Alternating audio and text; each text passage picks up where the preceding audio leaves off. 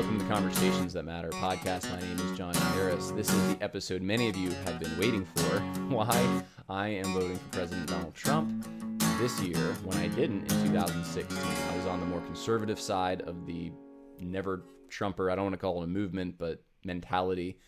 Beginning to find out most of the never Trumpers are just progressives. They're not conservatives. I was a conservative who was concerned about Donald Trump because I didn't think he would be a conservative. So I have changed my mind in some. It's not so much a change as so much as it is an evolution of understanding some where the issues are. I think the scenario has changed, and I think Trump has changed. There's actually a bunch of things going on that are changing. I'm going to explain all that and why I am choosing to vote for Donald Trump this time. I do want to say up front, if you decide to vote for a third party, you can't do it. I understand. That's okay. Not judging you for that. I'm just going to tell you how I'm coming at this. I think it's a matter of wisdom. There's good, better, best. I'm not thinking about this as necessarily it is a objectively right or wrong thing, whether or not to vote for Donald Trump. Now, you've seen my thoughts in the past on voting for Joe Biden, voting for the Democrat platform, using any logic that would make you vote for Joe Biden, that tries to ease your conscience about abortion and these kinds of things. And that is wrong. That is objectively wrong. And you can go to other videos where I've talked about this. But this video is about Donald Trump and why I'm choosing to vote for him this time.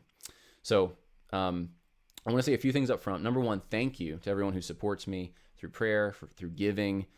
I have had a very busy week, a lot of unexpected phone calls. I've been on the phone a lot and trying to help people, trying to make connections for people in ministries, personally. I just want to let you know that sometimes we only see the tip of the iceberg. Those of you who are my patrons and supporters, etc., those who pray for me. And there is more going on. So I just wanted to give you that encouragement. There's some things that conversations I've been able to have that have been encouraging. And you're part of that in some way. The other thing I wanted to remind you of is that no matter who wins on election day, God is sovereign. And I know that sounds cliche. I know that it gets thrown out there sometimes inappropriately to just kind of say it doesn't matter almost kind of like I get the sense when I hear some people say that it's almost fatalistic. Well, whatever happens, God's in control, as if it doesn't matter. It does matter who's in the White House. Yeah, God's on his throne, but it does matter. And we have actually a decision to make ourselves because we're in a Republican form of government. We get to vote for representatives. And it's important I say that. We get to vote for people that represent us in the Electoral College who then choose the president. And so I'm thankful for that. I think that's, no system's perfect. This side of heaven, there's always going to be weaknesses that sinful men can use, but it's a pretty good system. And so God is sovereign. And what I would like to remind you of is his sovereignty through history. All the people that had to live through horrible times for Christians. Think of Soviet Russia. Think of Maoist China, even in the last century. You go back to the original Christians and think about the persecution that they underwent under Nero. And there have been many times in history it's been hard to be a Christian. And I do think that our country we're running towards persecution. There's been a little bit of it, but not to that extent quite yet. But we're going there. We're going to a time when Christians will be censored. Some of them are already. They will be perhaps even thrown into jail or whatever, their social credit will go down. We'll talk a little more about social credit later. But if Trump is elected, we have 4 more years. We have a reprieve. And that's 4 more years. And what I mean by reprieve is we have 4 more years to specifically exercise some of the freedoms that have been enjoyed in this country for a long time. Since its inception, we get to have freedom of assembly, freedom of speech, freedom to worship. And we can exercise those freedoms. We can evangelize. We can worship. We have freedom to exercise our religious convictions. And we need to take advantage of that. If we get 4 more years, guys, we need to take advantage of it. I've been thinking about the last 4 years because I had that same thought when Trump got in last time. And I thought, well, at least, Hillary's not going to be clamping down with hate crimes legislation where she censors what kinds of sins we can talk about when we're evangelizing or when the church meets. This COVID thing has really shown, though, that persecution can come in different ways. You can just say the church isn't essential, and liquor stores and abortion mills, and you can go get pot, those kinds of things are essential, and the church can suffer discrimination. Christians can suffer discrimination in all sorts of different ways. And if Hillary Clinton were president, I think during these last 4 years, this country would look much different. But even under Trump, though, it's slipping, and so we can't take it for granted if Trump gets in, that we're just going to have freedom for perpetuity. We don't have that guarantee. In fact, we have the opposite. We know that at some point, that's without the intervention of God, obviously, that is going to end. The country can't sustain itself. Because the Constitution of our country was made for a moral and religious people. It is wholly inadequate for any other kind of people. So, not to scare you too much, because my point is, redeem the time, no matter what happens, but redeem the time, especially if Trump wins. And number two, remember God is sovereign, no matter what happens. He is in control. Go look at the stars the night of the election and think about what he's done through human history and what it's leading up to. And we know in the end, we've read the end of the book, he wins. So let's try to take some comfort in that. Now, let's talk about a little bit of my personal history, my voting history. I'm not as consistent as some people probably think. I think a lot of people think I'm just a Republican, a right-winger. I am a right-winger, I guess, in the sense that I am conservative, traditional, kind of more Burkean conservative. I have not always voted for the Republicans, though, and I have not always been a registered Republican. In fact, I've worked for the Board of Elections in my where I grew up a few times for the Conservative Party. I have voted for a Libertarian for president one time because I couldn't vote for McCain. I remember I used to be a lot more idealistic. I think I've become more pragmatic, and I'm not a Libertarian, but at the time I was veering more that direction, like a lot of younger people I think do. I ended up one time for a local election, and my mind is foggy on this. I can't remember exactly if I did a write-in or if I voted for the Democrat, but I think I might have voted for the Democrat.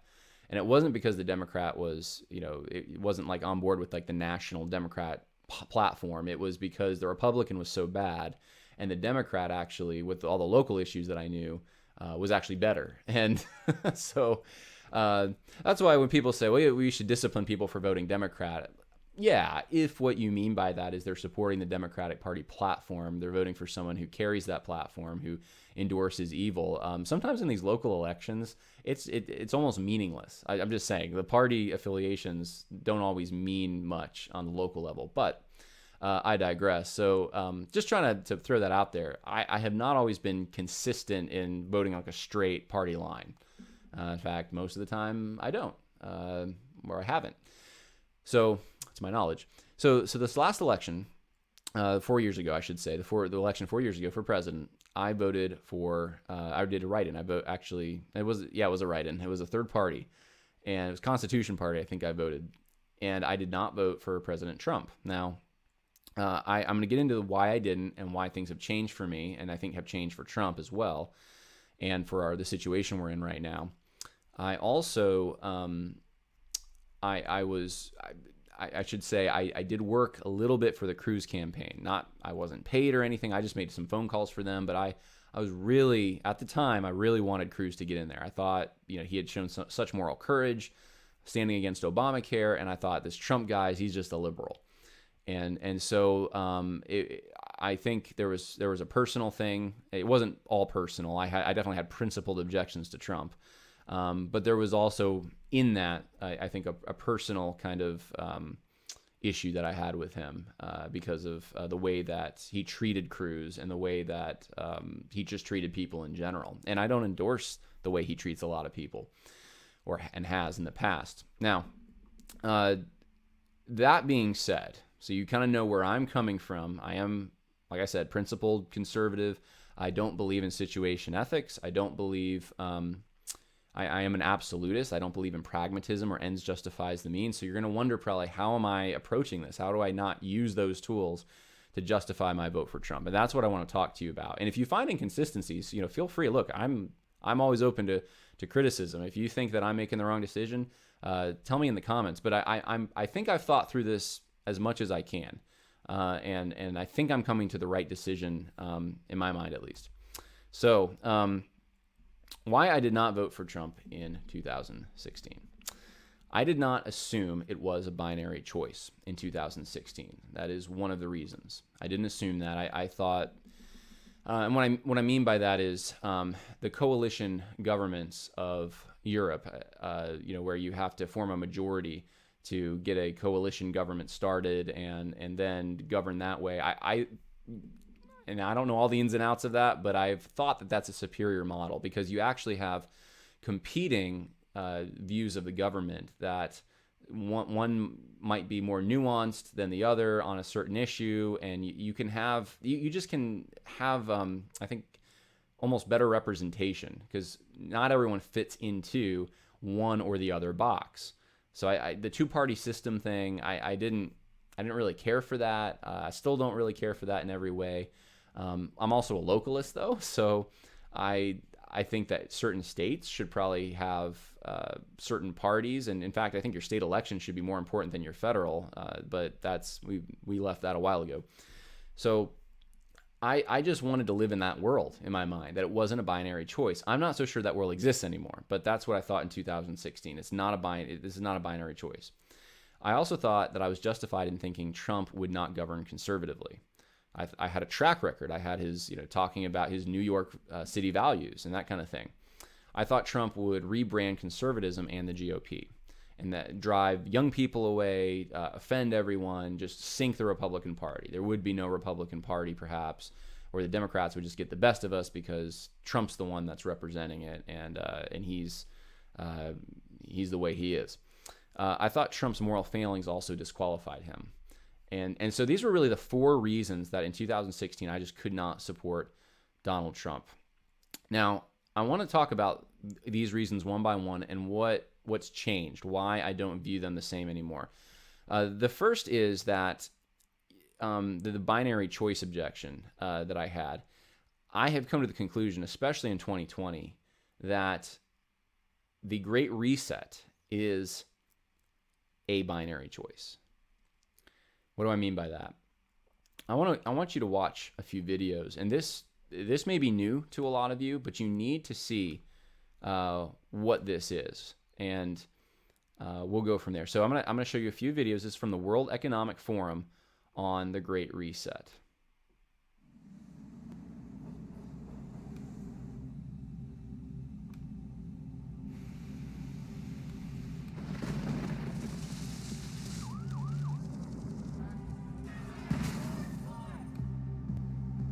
It says our world has changed.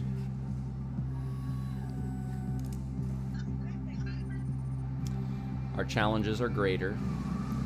And it's showing what's supposed to be climate change. It's showing the COVID issue. It's showing pollution. Our fragility is exposed. There's that word fragility. Poverty. And it was showing the discrepancies between poor and rich. It says our systems need a reset. It's showing protesters.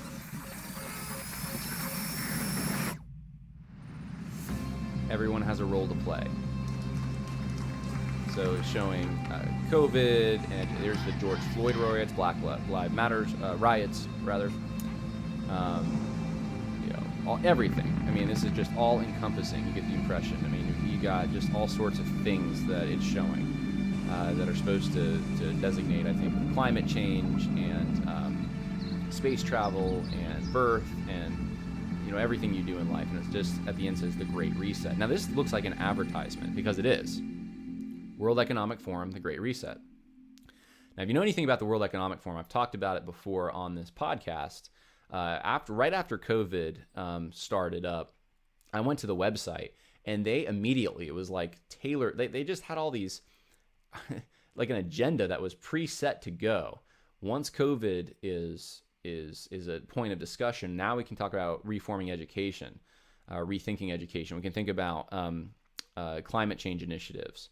Like every conceivable issue that globalists have ever wanted to shove down our throats was now in their minds reachable. They could use, honestly, it's the fear of individuals to then get them to listen to the experts. That was one of the things I kept seeing is we're so glad that people are finally listening to the experts. Maybe they'll listen to the experts when it comes to education. We can supply the curriculum and the laptops and everything that poor countries need, and with no strings attached. We'll just, somehow the money's just going to magically appear. Well, it's redistribution of some kind. I've talked about this. These are global elites. Look at some of the foundations and people associated with this. I'm encouraging you to do some of your own research. I mean, I can't bring to you everything that I've seen, but what I can do is I can show you. We're going to skip that. I can show you some of the things that they've been saying. Now, this is a video from 2016. Okay, from the World Economic Forum. It says 8 predictions for the world in 2030. Watch this.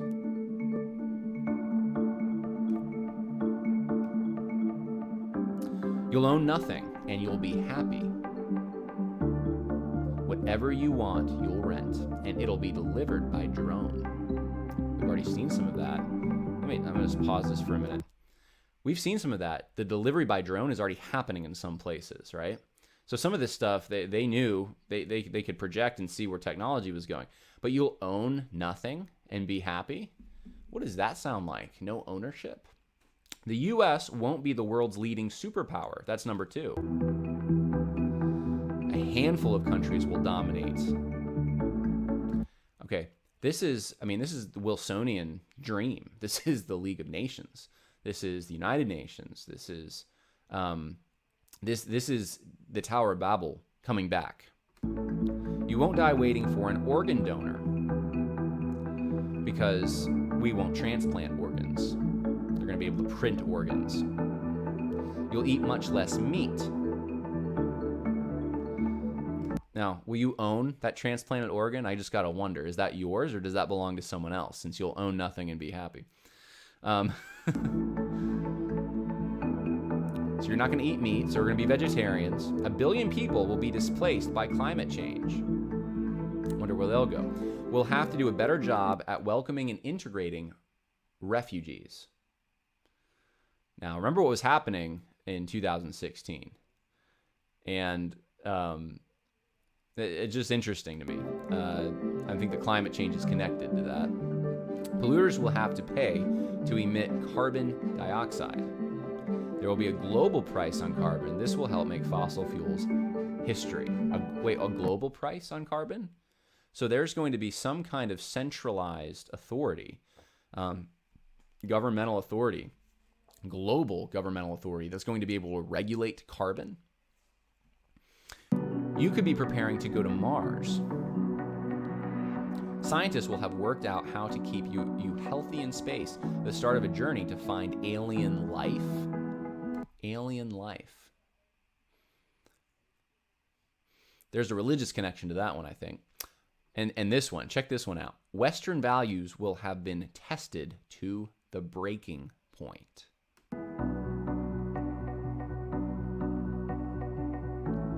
Checks and balances that underpin our democracies must not be forgotten. Okay, that's... So where are the checks and balances going to come from?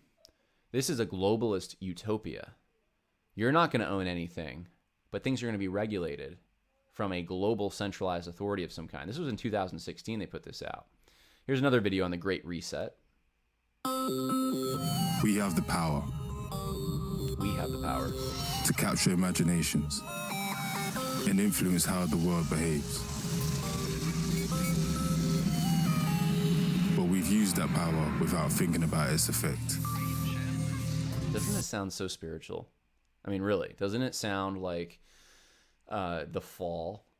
This is the fall of man. We were given all this power, but we are the problem somehow. This is what we've done, and it's consumerism. That's what they're trying to show you. Consumerism is the problem. Buy me signs. And eat all this food. Until we paused. Pause. And reconsidered what was essential. And for a moment, we only made what the world truly needed. We only made what the world truly needed. By whose standard? Who's going to determine what the world truly needs? The world, not the United States. The world truly needs. We now have an opportunity to use our influence for society and the planet's best interests. Because this is redemption. This is redemption, guys. We now have the opportunity. So we fell, we mismanaged, we were consumers. Now we have the opportunity, the collective we, to redeem ourselves. There in front of us is a great big blank page. Our chance to use our creativity to reimagine, to question what we influence, to reset the way we live. So pick up your pens, your mouse, your camera, write, play, perform, or whatever you do, and join the Great Reset. This is thegreatreset.com. This is an advertisement, guys. This is trying to persuade us into this. Now, if you don't think this is related to social justice in some way, you're wrong. It is related. Now, let me show you this chart here. The Great Reset chart. All right, I'm going to make this bigger so you can see it here. So look at all the things that are part of this. You have COVID-19 as part of the Great Reset. Biodiversity, cities and urbanization, climate change. I mean, it's everything, guys. Everything is part of this. Forests, human rights, LGBTI inclusion, gender parity, drones, 5G, digital identity. This is everything is part. The Great Reset touches everything, every part of your life. It fundamentally transforms the world. That is the utopian scheme. And you can go on Google and you just Google this if you want. I prefer DuckDuckGo. Go to DuckDuckGo and search this in an image search, and you'll find what I'm talking about here. Now, I know for some of you this is kind of new stuff, and I get that, and it can be a little overwhelming. But this is something that I've been looking into now for a while, so it's not a shocker to me. But I'll put it this way, I'm not a big conspiracy theory guy, but 2020 has shown me on some level, because the proof is there, that there are global elites chomping at the bit to take away our national sovereignty, to control, to bring in their experts, fundamentally change the way that Western values, you heard it in the video, to the way that the United States functions, our law, everything. Check out this video.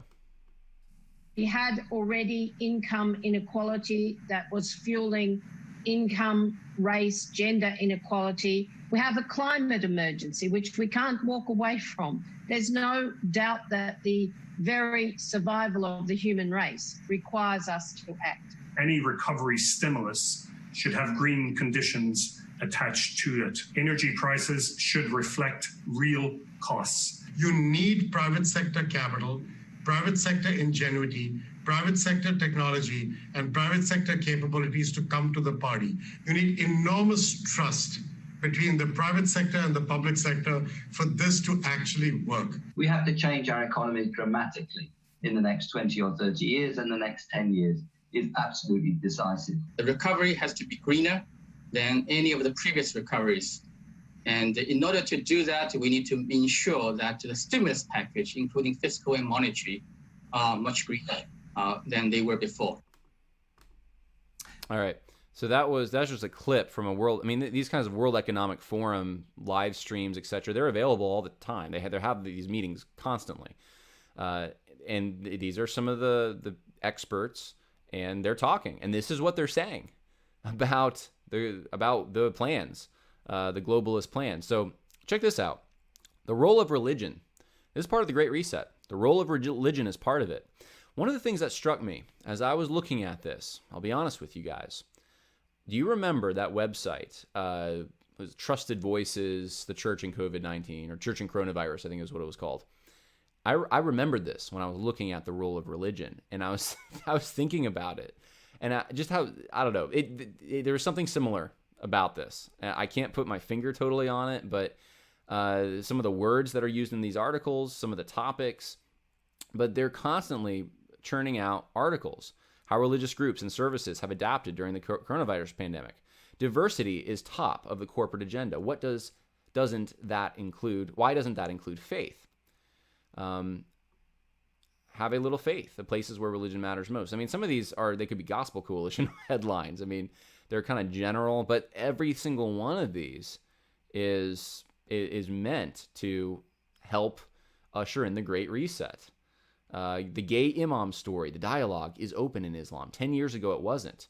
There's changes going on in Islam. You think the social justice stuff is just in Christianity, and no, this is bigger than that, and that's what I want to kind of help you see. Sports Illustrated swimsuit issue to feature model in burkini. This is last year, 2019. But anyway, this is all part of something bigger. I just want you to see that there's something bigger going on. There are global elites that do have a plan, and the United States can't be exempt from that. This is a video. This is from the World Economic Forum. Yes. What is the fourth industrial revolution? I encourage you, go watch the whole video. But I want to just play for you a clip at the end. More quickly on this disease. One of the things that I think is so essential to free and open societies is freedom of thought. And up until now, the conversation we've been having is around freedom of speech. Once we can access people's thoughts and access people's emotion, we have to create a space that enables people to think freely, to think divergent thoughts, to think creative thoughts. And in a society where people fear having those thoughts, the likelihood of being able to enjoy progress is significantly diminished. We need to take responsibility at every level of society, from the individual and the personal to the institutional to the global, to adapt to these technological challenges and changes, which are redefining what it means to be human, what it means to work, what it means to be completely embedded in this world. People always ask me if I'm an optimist or a pessimist. The technology exists, but how do we get it and implement it at the scale we need at a price that people around the world can afford? All right, let me just, I'm going to stop it there because for the sake of time. Go watch this video. What is the fourth industrial revolution from the World Economic Forum? I wanted you to hear that we're going to have to think about creating a space for freedom of thought, because basically we're going to have to make a decision whether we want to be humans or not, because technology is going to blend with humanity so much. That's kind of the point of this video, that what are we going to do if we have the capability of reading your mind, changing your thoughts, and that kind of thing. The next interview in that this little promo has someone saying, well, we are going to have to take responsibility at every level, from the individual on up. So the collective we, again, we are going to have to be the ones to regulate our own thoughts. How does this work? Do I trust the collective we to have that kind of power over me? It's part of the Great Reset. Here's a story from Fox Business. Joe Biden's disturbing connection to the socialist Great Reset movement. A pledge by Biden to support the Great Reset would pose a grave threat to liberty and free markets in the United States. I can't read the whole thing for you right now.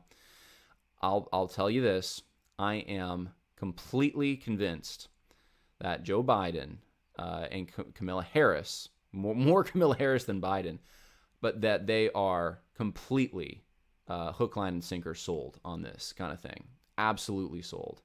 They are in bed with the globalists, and whether they're just corrupt politicians or not, I mean, they're going to, whether even if the motivation is for themselves personally or if it's because they're ideologues, we're going to get this one way or the other in a Biden administration.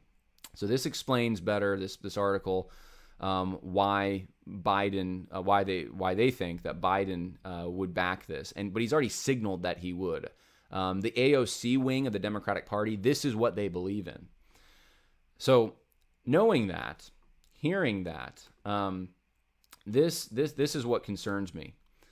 And I want to get back to, this is not the only thing that concerns me, but this is something that concerns me, because I want you to think through the implications of this.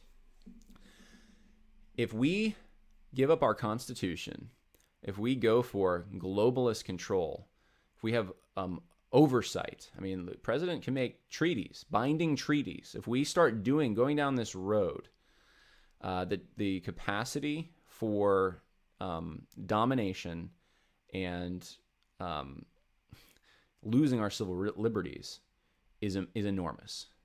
If you go to China today, they have what they call a social credit score. In a lot of the urban areas, there's cameras everywhere. If you cross the street and it's not a green light, your social credit score could go down because there's facial recognition. The cameras can see who you are, and that's the kind of that's the system they have implemented in China to keep their citizenry in line, to keep them slaves, civil slaves of the government. And this is the kind of thing that we don't want happening here or in the Western world. We want to keep our American way of life, our American identity, our American documents and Constitution. We want to ensure that we can have an election in 4 years that's meaningful, where we are able to vote and actually choose our leaders. I'm not so certain that's even going to happen. We're having rights taken away from us so quickly. The discussions about rights, I should say, are being taken away from us are happening so quickly that if the people discussing that get into power and they want to force us to have the vaccinations, and we're going to have our little travel card or a chip or something, but something proving that we've had our vaccinations. I mean, you let the government into that, you give them control of healthcare, and then connect that to globalist elites and their thoughts on healthcare and climate change and all the rest. We're going to lose our sovereignty real quick. And so why do I bring this all up, John? Why, some of you, you're just trying to scare us. No, I'm not trying to scare you. I'm really not. I don't talk about this stuff much, but I'm being personal with you. This is what concerns me a lot more than it did before. This year has shown me what globalists really want to do. And I didn't view globalists as a huge threat. I knew they were out there. Now I see more clearly what's happening. I see that there is an alliance between the social justice progressive left and globalist elites in Europe. And I'm talking about the Soroses. I'm talking about the Gates Foundation, members of the World Economic Forum. They want something. They want control. That's what they're after. They're after power. Everything's about power. And so that's why I think that the binary choice issue is actually has changed for me. This idea that there's a binary choice. So if I can get rid of that. Because the Great Reset is a binary choice. It's a question of whether we're going to have it or not. Are we going to accept the Great Reset in the United States? And if Biden gets in and Kamala Harris gets in, we will. I really do think that on some level. And you say, oh, we have Congress maybe. Well, maybe. But how much are they going to be able to do? We from experience have seen Congress pretty feckless. They don't do a lot when the president oversteps the boundaries. And we know Kamala Harris and Joe Biden will overstep the boundaries. So I think that so the binary choice is not whether or not we have Trump or Biden. The binary choice in my mind is whether we have it's a policy choice. Are we going to accept the Great Reset or not? In my opinion, that may be the biggest issue of this election that's not being talked about. Are we going to go down the globalist path, or are we going to stick to having the United States and being unique? When Trump spoke, you can look it up. I probably should have queued it up to play for you, but Trump did speak at the World Economic Forum. I think it was, a year or two ago.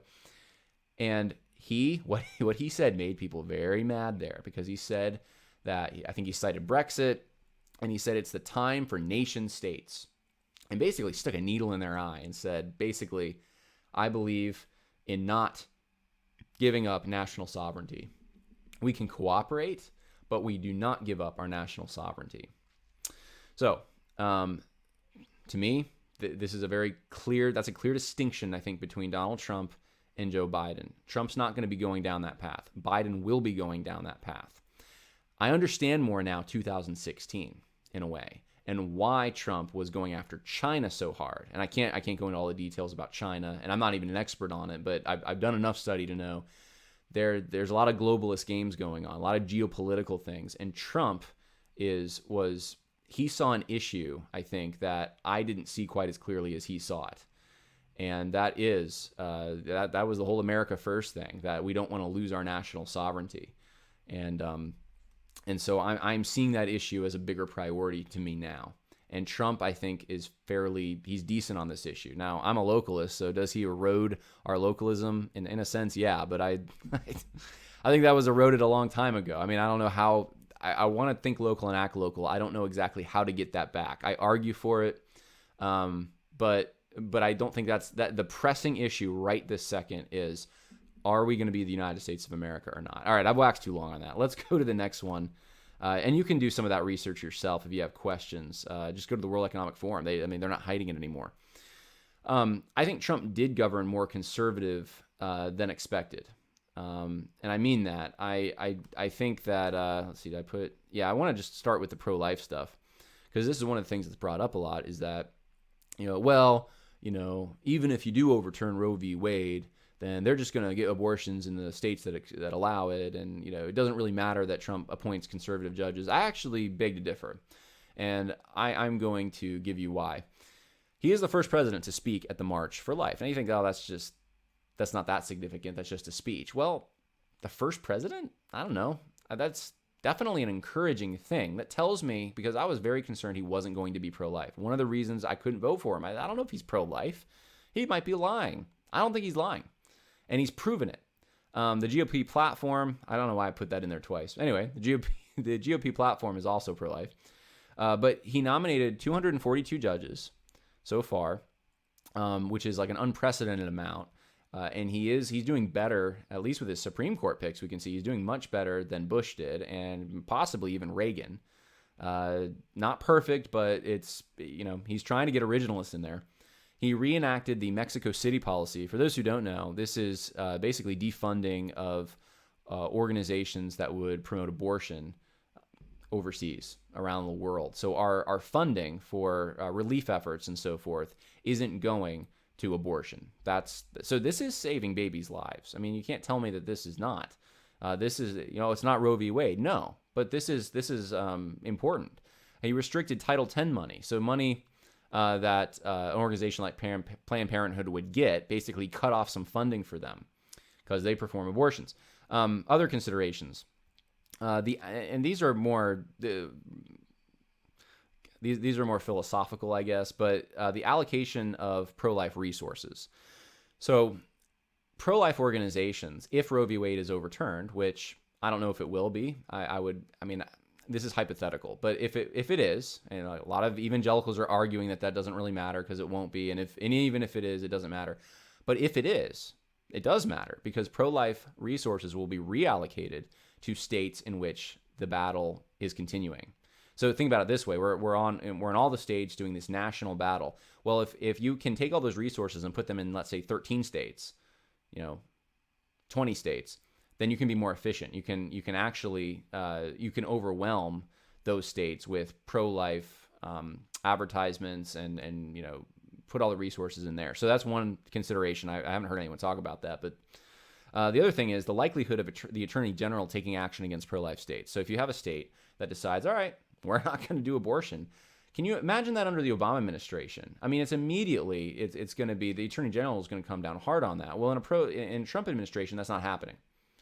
So that's another consideration. And so that I think that Trump actually is pro-life. I'll be honest with you. He seems at least way more than I thought he was. We'll put it that way. So that's one thing to consider. The other thing I wanted to show you here. This is, see if I can pull it up.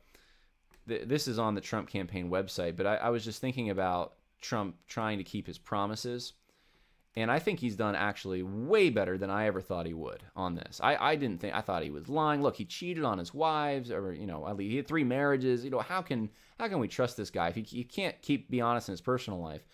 But lo and behold, he has been. Look, I'll show you one thing here. This is economy and jobs. All right. What did he do? He gave tax cuts, and goes through all the details of the tax cuts. What else did he do? Federal funded apprenticeship programs. I don't really know about that, but they're touting it. Let's see here. Let's go to another thing. Foreign policy.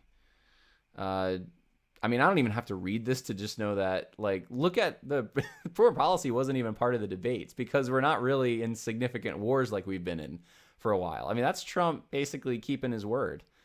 He believes in peace through strength. He's gotten, I'm not even reading this. I'm just telling you what I think, but he's gotten dictators to the peace table. He's done things that Obama would never do. I mean, he's been hard on Iran. Let's see, what else? Veterans. I mean, we know that he's done a lot for veterans and for rebuilding our military, etc. I am concerned about the national debt. I'll be honest with you. I'm very concerned about that.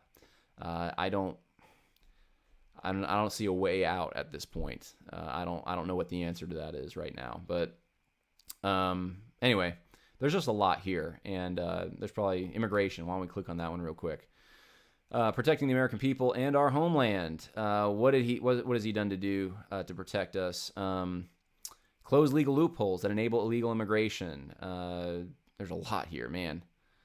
A lot of this stuff has been popularized because the media calls him racist every time he tries to crack down on, let's say countries that have terrorist connections, and he wants to vet the people coming from there. They crack down and say he's an Islamophobe or something. But anyway, that's one of the things that I'll give you a little story about this. Someone I know who worked for ICE, I believe it was, they were telling me that Donald Trump, it was like night and day from the Obama to the Trump administration. Like there's things that we don't always hear about, but you talk to someone working in that field and they're like, oh no, with Obama, like we had to release people we would catch. We were just, there was all sorts of red tape. With Trump, he got rid of a lot of the red tape. We can do our job. We can actually deport bad guys from this country.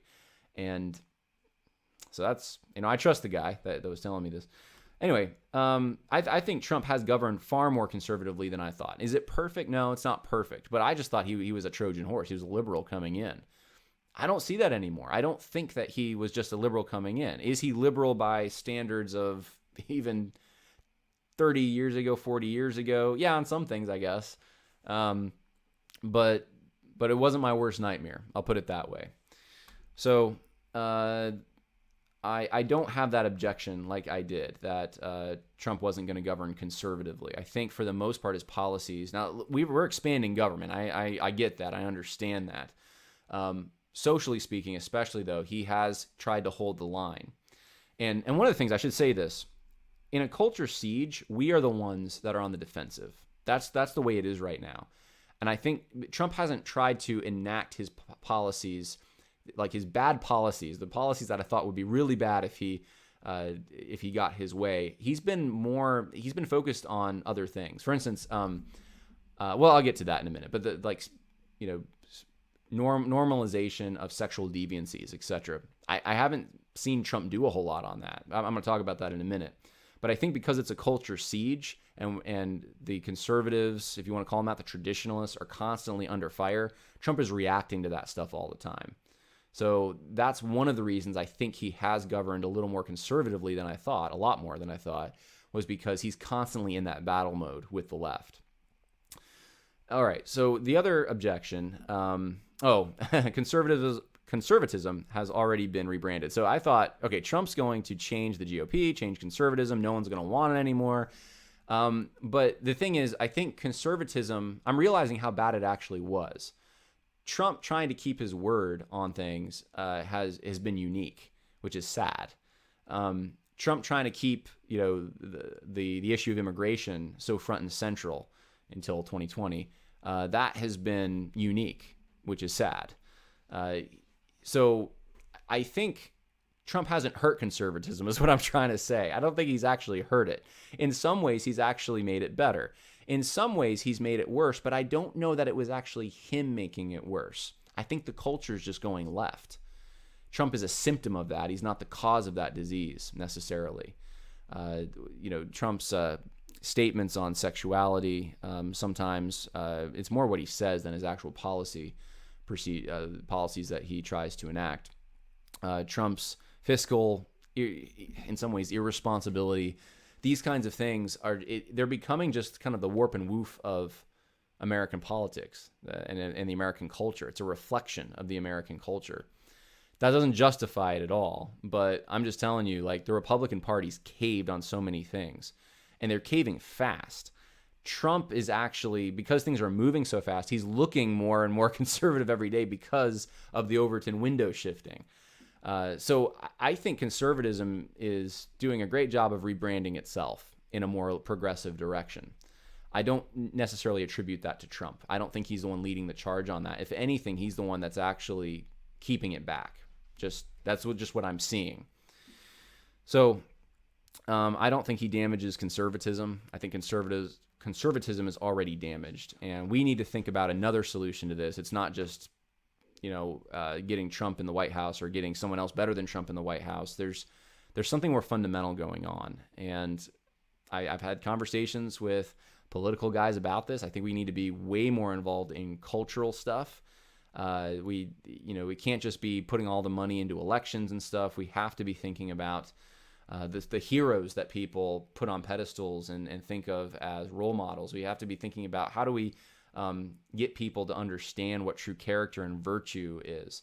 What about how weak our churches are? I mean, these are kinds of things Trump can't do much about that, unfortunately. And I don't expect him to necessarily. So Trump's morality. Let's talk about this because, I thought, man, this guy's immoral. I can't trust him. Now, the main reason that that's an issue is because if you can't trust someone in their marriage or in their personal life, how can you trust them to be at the helm of a country? And like I said before, I think Trump has actually shown that he is way more trustworthy than we thought, which is sad. It might just mean that we've been used to pretty bad. So it's not that Trump is so good, but he's been the occasion for realizing how bad it's really been. And we're used to crummy candidates for office that don't keep their word. We're used to being lied to. We know that they're not going to actually enact what they're talking about. Their policies really don't matter. They're so abstract. Trump actually is more practical, I have to say, and I like that. I think that's a populist thing. Maybe I'm changing in that way. I just like the fact that he says what he wants to do and he tries to do it. That shouldn't be so unique, but sadly it is. And with Trump's bad character, which he does have, in many ways, bad character, it's better than, when practically applied to politics, it's been better than, I would say, even Bush in some ways, with him trying to get things done, to move the needle, to do what his constituents put him there to do. Many of Trump's moral failures also relate to decorum. So oftentimes people will say, well, I don't like how Trump tweets. And I don't always like that either. I don't like how, Trump's braggadocious this or that. Well, some of that stuff isn't so much a moral outrage, like he's really just breaking a law of God right there. It's also the personal customs that we've had. What we've been used to and the way the president relates to the media. Trump breaks those barriers. Some of that is actually, I think, good. Some of those barriers need to be broken.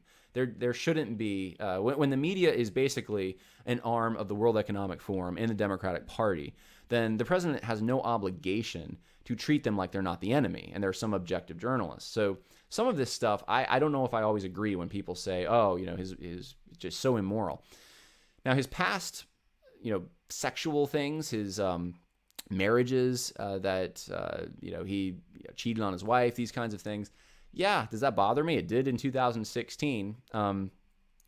I've heard through the grapevine. Now, these are rumors, guys, and I'm not telling you these are true, and I don't necessarily believe them. I don't know what's going on. I've heard through multiple sources, though. Some of them, I'm not going to tell you how close to the president, but close enough that there has been a change in Donald Trump. One source I heard said he's a Christian now. He got saved.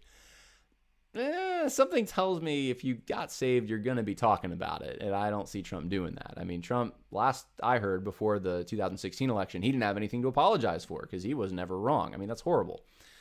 But I have seen a change in him. I think we've all seen that, yeah, he's aggressive, all that kind of thing. But we don't see him running around on his wife. I mean, he doesn't have time to. He's so busy working for the American people who elected him. I don't see those moral failings that there's a movie. I was thinking about this. There's a movie, and it's based off a true story called Beckett. And the main character in the movie, you can go watch it. Basically, rabble rouser. Just and he goes around, he's sleeping around and just low moral character. And then he's appointed to be, what is it? I'm a history guy, but I'll tell you, British history is not my strong point. And it's been a while since I saw the movie, but I think it was the Archbishop of Canterbury. And the king appoints him, and the king thinks, oh, good, I'm getting my buddy in there. And, he's going to, work with me. And then when he gets into the position, he actually changes because he says, well, I need to take responsibility now. It's kind of like when fathers have a child. Oftentimes, if they were rabble rousers before, a child can change that. I've seen something similar with Trump.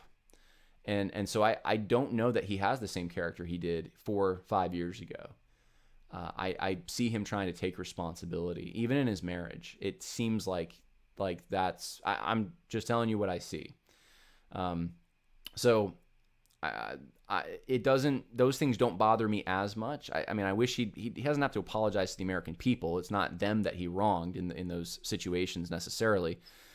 It would be nice though if he made a statement and say, yeah, my younger days, or even just 10 years ago. I don't even remember when that Access Hollywood tape was. That was wrong. I was wrong, and I've changed. It'd be nice if we heard that. Maybe he said it and I just haven't heard it, but I have seen a change in him. Trump has fought hard to keep his word. That means a lot to me. Trump's evil positions don't seem to be actual positions. I want to talk about that for a second. Let's talk about Trump's. This is the hardest thing, guys. This is the hardest thing for a conservative Christian to swallow. And so I'm going to just tell you kind of how I'm approaching this. If you approach it differently, that's fine. If it's like a deal breaker for you, I get it. But I want to just talk to you about how I'm thinking about this. Trump's policy positions on the LGBTQ plus normalization issue. I was looking at his rhetoric, and his rhetoric has been all over the place for years. He supports traditional marriage, but transgender can come in the bathroom at Trump Tower, and that's fine. And my conclusion with Donald Trump is he has not thought this out very well at all. He's not the kind of guy, I mean, he's very on the spot. He doesn't really think through things very well. I don't think he's connected dots. I don't think he's thought through this. I don't think he has a formed view on it, to be honest with you. I think it's like kind of whatever he feels at the time, and it's not very principled. So how do we get a clear indication of where he's really at? Looking at his policy positions. So here's some of the main ones. He tried to end homosexual criminalization around the world, his administration. So this would be countries where it's the death penalty to be a homosexual or to practice homosexuality, to be caught in homosexuality, that kind of thing. And so he tries to end that. Here in the United States, he's kept the policy concerning transgenders in the military in place. The media portrays this as he's barred them from serving, kind of like he's holding them back. Well, he's holding the line. He's opposed extending Title VII to LGBTQI. So essentially, he did not want what the Supreme Court ended up they did, and just including in civil rights legislation, we're just going to include LGBTQI plus, identities in that. Trump was actually against that, and what I've been hearing, and what seems to make sense of this as well, is that Trump does have some political conservatives who are socially conservatives around him, advising him, helping him on these issues. Personally, now even recently, he said things like, he's proud to have, the approval, high approval ratings amongst transgenders and these kinds of things. That seems to be Trump with every demographic, though. Does he approve of transgenderism? On some level, it seems like he does, or he's okay with it. It doesn't offend him that much. But when it works its way into policy, he seems to be on the right track. So what do we make of this? I've decided that, so here's how I think about it. Because it's a culture siege, and we're always on the defensive, it seems like, I don't expect Trump to do anything aggressive. He's not going to be like, I propose that marriage should be between a man and a woman. We're going to, I want you guys to create some legislation so I can sign it. And the president's not supposed to initiate legislation anyways, but I don't see him doing that. What I do see is, as the left tries to push harder and harder and harder, like Joe Biden wants to sign in the Equality Act, immediately after becoming president. Joe Biden wants an 8-year-old to be able to decide whether he needs gender reassignment surgery. Trump's not going to do any of that stuff. So on the issues that are going to be coming up in the next few years culturally, I expect Trump to actually hold the line and to make the decisions that we would normally make.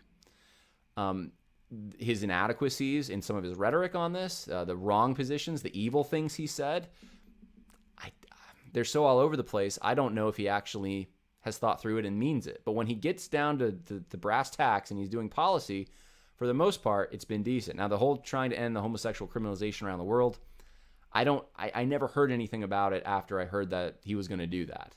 I don't know what happened with it. I don't know if the ambassadors did pressure these countries. I don't know if it had any effect. And I don't know all the ins and outs of it. It doesn't sound great. It sounds like this was trying to normalize homosexuality, possibly in some countries. But this is where just about every conservative, quote unquote, political conservative is at now, which is almost sad that this is like a priority to them, that they think they need to go into these countries and try to end criminalization. And that's not, I think before I portrayed it as this is just like death penalty stuff. It's not just that. And I think it's more than that. It's if it's, that kind of activity is illegal. They don't think it should be illegal, that kind of thing. So if that bothers you too much and you say, I can't vote for him because his administration did that, I get it, guys, and I'm not going to judge you for it. I would just try to ask you to think about sort of the culture siege, frame it that way, look at the big picture and kind of what questions are going to be coming down the pike, and then also look at the bigger picture with the globalism versus national sovereignty debate. Because I think that, look, if Biden gets in there, and he goes down the World Economic Forum path, then will we even have free and fair elections in 4 years? Will we even be able to have the choice to vote for real conservatives, the kind that you think would be better than Trump? That's a question, guys, and that is a binary, in my opinion. So, all right, Exodus 18. I want to just go over this real quick because this is one of the passages about we often go to as kind of a model for how leaders are supposed to be. I want to just read for you. This is Exodus 18, verse. We're going to start at verse 20. Jethro is counseling Moses. Hey, get someone to help you out, to take the burdensome leaders. Teach them the statutes and laws, and make known to them the way in which they are to walk and work they are to do. Furthermore, you shall select out of these people able men who fear God, men of truth, those who hate dishonest gain, and you shall place these over leaders of thousands, hundreds, fifties, and tens. So we're looking at able men who fear God, men of truth who hate dishonest gain. Now, compare that to Donald Trump. Is he an able man? Is he able to do the job? Seems like he's able. Is he someone who fears God? I don't have evidence that he's a Christian. I don't know that on certain issues he does, but it does seem like there is a reverence there of some kind. There is an acknowledgement with him that God is in control, that he is thankful for God. And I've heard him make these statements. Those around him seem to think that he knows that there's a gravity in this situation, that there is something bigger at play.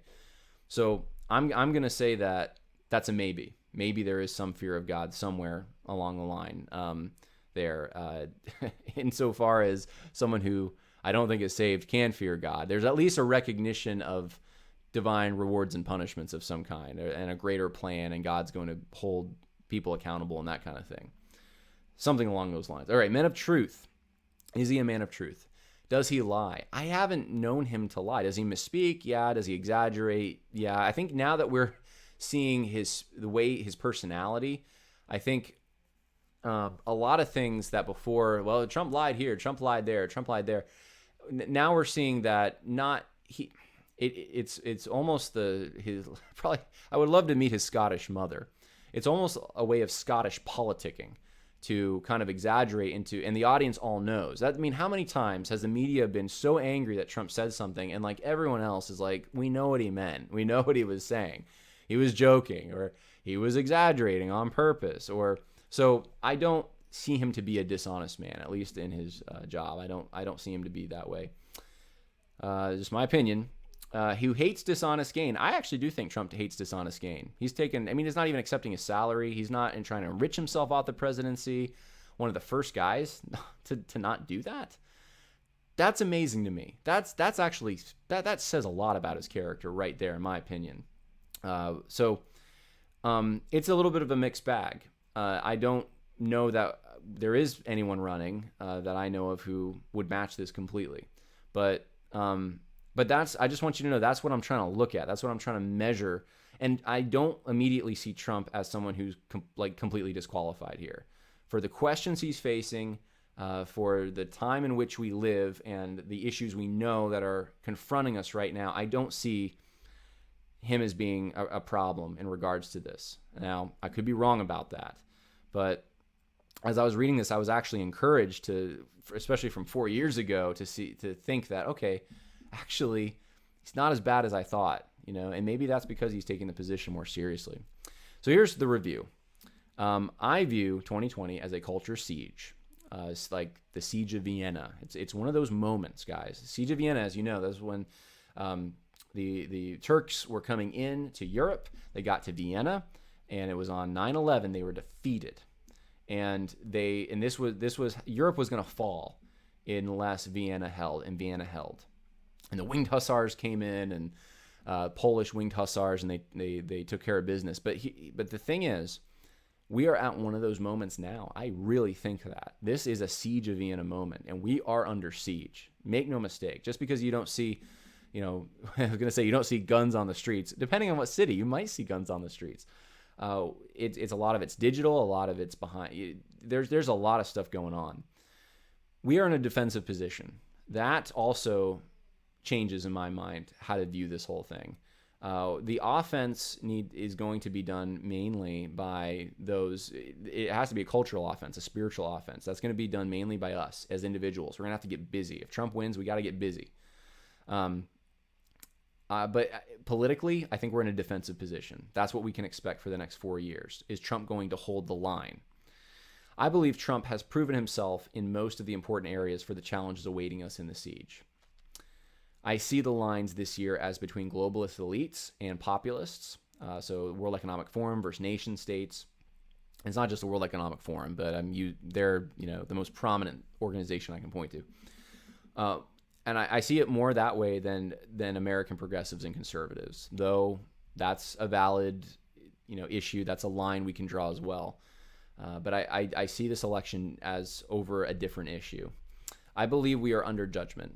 And I said that at the beginning, I think, but I really do. I think as a country, God is judging us. I do believe that. And as a result, my expectations have lowered to more practical considerations, which is really, can I buy 4 more years to evangelize, to pray, to practice my faith? What can I get done in the next 4 years if Trump is in that I could not get done if Joe Biden was in? That's how it's affecting me personally.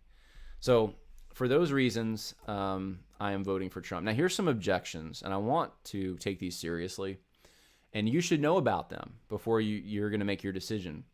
One of the objections is situational ethics. And situation ethics essentially is, well, you could lie in this situation, but not in that situation because, it's permissible. Morality changes depending on the situation. I don't believe that for a second. I think that's absolutely wrong. I think that God completely disagrees with that. His law disagrees with it. It's actually absolute, unchanging, invariable. Wherever you are, no matter what time, God's law applies. And so this is why I'm doing falls under situational ethics, because if it was, then this is what would have to be the case. Voting for Donald Trump would have to be morally wrong. If voting for Donald Trump is morally wrong, if he really does not match the principles we're given for leadership, and we know that objectively, we know he is the wrong man. Biblically, we can prove Donald Trump is not qualified to be in office. All right, and if you think you can do that, okay. I don't think so. But if you can do that, then I said, well, but the situation demands it, that would be situation ethics. I don't actually think it's morally wrong to vote for Donald Trump. And I knew people 4 years ago who voted for Donald Trump, and I don't think it was morally wrong for them. It may have been unwise, but I don't think it was wrong in and of itself. And I was very strong on this being unwise. Now, I may have even said the word wrong. I don't know. But I thought this was a catastrophic compromise. I think I used that word. We're compromising.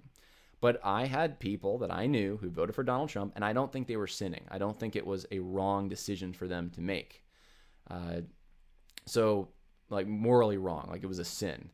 So I don't think the situation ethics applies to that objection. The other objection would be that I'm bringing about or trying to forward this idea that there's a false dichotomy, that there's only two choices, when in reality there's more than two choices. There's third parties. We could do write-ins.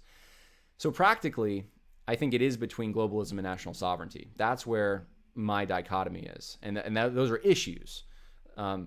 Those are not people. Those are issues.